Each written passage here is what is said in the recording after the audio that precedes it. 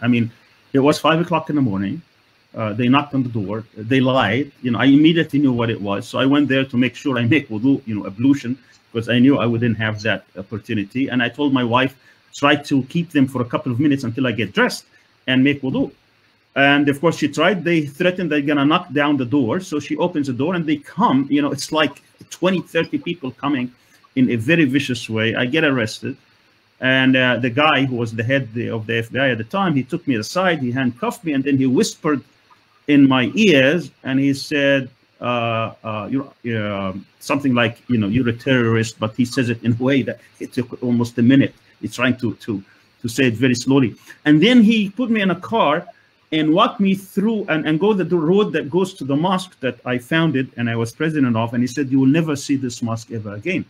And the funny part is that I gave the khutbah 2 weeks before I came to Turkey in that mosque, and I recited that event, that it's not what their will, it's God's will, what happens at the end, what prevails at the end. And then they took me to one of my co-defenders and they start taping us in the car, hoping that somehow they're gonna get some incriminating evidence, which of course the judge says there was nothing there.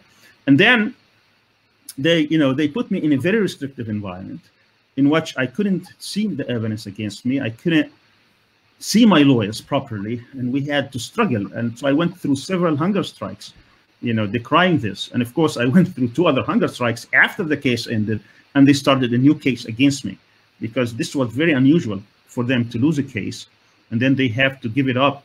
And then I was about to leave the country because we had a deal, you know, they will not prosecute anymore, so they will drop everything. And I agreed that I will give up all my rights living in the United States, and I would leave.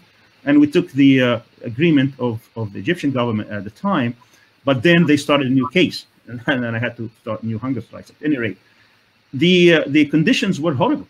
I mean, I call them Guantanamo Plus.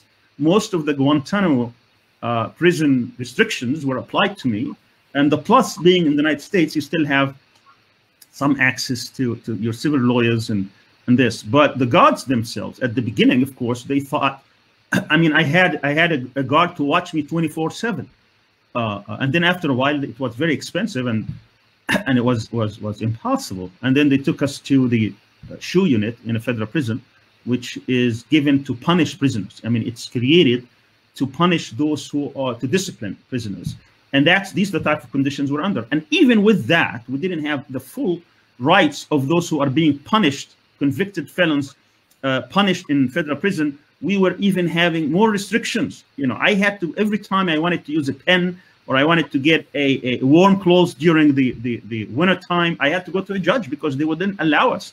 And it was psychological pressure applied on you so that you can accept defeat, accept that you are going to get to prison for a long time.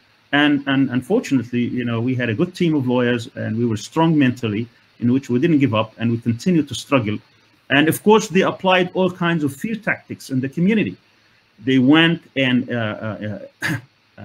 visited every prominent member in our community, and they threatened them and they intimidated them. So my family immediately was distraught, because even in the school which I founded at the time, my kids were kicked out.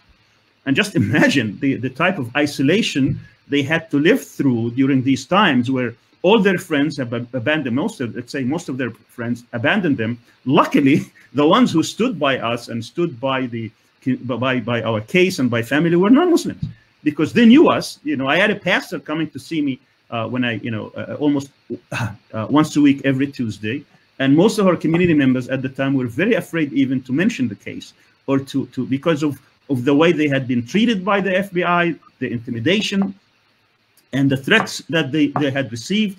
And of course, that over time changed, luckily. And when we won the case, people were celebrating, were happy about it, and thought, okay, this nightmare is over.